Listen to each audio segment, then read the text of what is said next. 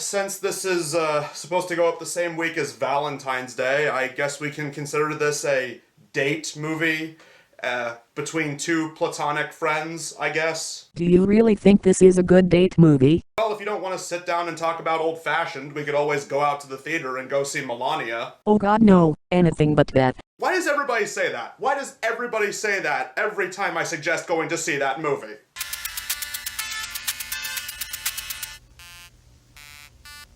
So for those who may not know, Old Fashioned was released in 2015, around the same time as that one film, 50 Shades of Grey. And because that film was absolute smut, degenerate garbage, this film was released to be something a little bit more wholesome and a little more holy. Hence the title Old Fashioned, with such slogans as chivalry isn't dead. Because after all, a true relationship isn't defined by sexual relations and stuff like that. No, relations should be based on love.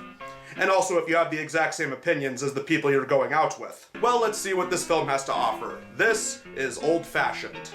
I thought I'd always be alone. Why? It's what I deserve. Oh, that's a bunch of hooey. Whoa, movie, I like where you were going with all of this, but the H word, Huey? I'm sorry, that is extremely offensive. Okay, language warning, seriously? This is a Christian program after all. We begin with our main male lead, Clay, a carpenter with his own store, simply known as Old Fashioned. That's the thing the movie's called. Hey, do you get the Christian symbology here?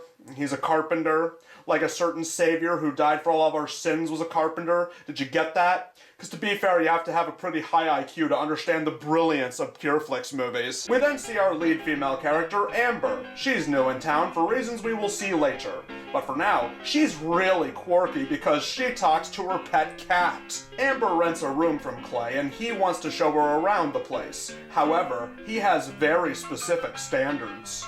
Aren't you coming in? I don't bite. How do I know? I made a promise. To never be alone with any woman that's not my wife. That's sweet. Personally, I find it less sweet and a little more peculiar. But there is a reason for it. For you see, Clay used to be a chauvinist frat boy in his youth, who created a softcore pornography series of divs called College Girls Exposed. And like you would expect in a movie like this, there is no nudity. Instead, it just looks like stalker footage of drunk girls. It is not really porn, but it is creepy, because he filmed these girls while they were inebriated and then sold the footage. And if he is so embarrassed of his past, why does he still have his old DVDs on standby? But more on that later. For now, we get to see one of Clay's many friends, a provocative radio host named Brad. I didn't do anything unto her that I didn't want done unto me. How can I get an amen? Though considering this scene where Brad is mocking Clay for his beliefs, it really does make you wonder, why does Clay even consider him a friend in the first place? Women are stupid. If this were made by younger people, I doubt he would be a radio host. He would probably be doing live streams on Rumble or Kick. That evening, Amber needs Clay to fix her stove, and because of his stance on not being in the same room with a female, he makes her stand outside. I don't believe that dating trains us to be good husbands and wives. You know, life partners. It just trains us to be good dates, that's it. Trains us to be skilled in the superficial. You are sure this guy really had a girlfriend? Hey now, you have to respect his beliefs, okay? If he doesn't want to be in the same room as a woman who's not his wife because he's afraid he's going to make a pass at them, then he has the right to do that. And that does not seem creepy to you? Oh, Ariel, you've known me for over a decade by this point. You know that I barely leave my house or interact with other human beings. So of course I don't find it creepy. But no time for all this romance and sparks a-flying. Clay heads over to spend some time with his aunt the next day. Did you bring us any of our canned tomatoes? He forgot, Lloyd. I rented the upstairs, the walk-up. No, Lloyd wants to chat about tomatoes. To a girl. Is she a pretty girl? Let's talk about tomatoes. Meanwhile, Amber is out with her friends, Blonde Woman and Tinkerbell. Hey there, stress boy. Hey there, pretty girl. Reminder, these are the romantic leads of the movie and they have all the chemistry of a wet sandwich. Most people know more about someone after a job interview for delivering pizzas than they do after most dates. So, You know something? He's absolutely right. I once had a good 5-minute conversation with the pizza guy because I barely go outside. That is totally not pathetic or anything, okay? It's not weird. I said it's not weird. It's not. Both Amber and Clay are invited to be a part of their friend David's engagement. Oh, that is so sweet. You want to get married? I figure I make an honest woman out of you. I am an honest woman. It's just an expression. I don't like it. So was that a yes? But oh, what does that wacky old Brad fellow have to say about one of his friends getting engaged? You can't save someone who doesn't want to be saved. How true it is, a friend of mine will call him moron. So true. It's like the characters are in a contest to see who can be more insufferable. The next day, Clay goes to get some advice from yet another friend of his, this one being married for over 30 years. Well, let's see what words of wisdom he has to bestow. Sophomore year, she asked me to a Sadie Hawkins Day dance. I don't want to go, but I don't want to hurt her feelings either, so I said yes. After the dance, she decides to kiss me. Now I got to date her for almost a month because I felt guilty about kissing her. And I didn't want to make her feel cheap either. So about a month passes, and just when I am getting ready to dump her, her mom gets diagnosed with tuberculosis. I mean, she starts freaking out, man. I mean, crying all the time, calling me. It just didn't seem fair to break up with her then. This seriously feels like it was written by an alien who never interacted with a person for more than 3 minutes. Did Tyler Perry write this movie? Later that night, Amber gets to work destroying her home so that Clay has a reason to come over. From destroying her garbage disposal to taking a power drill to her fridge. Okay, so he is a recluse loner who has all the machismo of Steven Crowder and she is infatuated with him to the point where she destroys property just to get him to come over. But look, it's cute because she made him hot chocolate. Clearly the same kind that Kirk Cameron and friends partook in Saving Christmas. It's here where Amber reveals why she came to town in the first place. Because she once had a boyfriend who threatened to break her hand because she wore the wrong nail polish. So clearly Clay is a step up from that monster, right? And then she goes and takes the door off the frames, promising that she'll stop breaking things as long as he promises to go on a date with her. So he takes her to church, where they receive a dating book called Red, Yellow, Green. Oh, how romantic. Reminds me of when my parents told me of their first date. Yeah, that is a little weird for a first date, but don't worry, it could get creepier. Like in the next scene, when Clay brings Amber to feed David and his Fidemcast baby some baby food. Before they part ways, Clay tells her that she can decide what the next date should be. But oh, her friends do not seem to like him. And why's that? What is so wrong with asking simple questions like, what are your thoughts on the death penalty on a second date? What percentage of your annual income is appropriate to spend on a pet? I can see how he's got you all worked up. Not all the questions are like that. Do you believe in the death penalty? That's not weird, right? Okay, that brings me to the movie's main problem. This movie really wanted to be the wholesome version of a romance film, bouncing off of the dirty erotica of 50 Shades of Grey. But the problem is the movie has characters who do not act like normal people. Which makes the movie feel like a sheltered kid who doesn't know how the real world works. If you want to make a Christian romance movie, it's absolutely possible.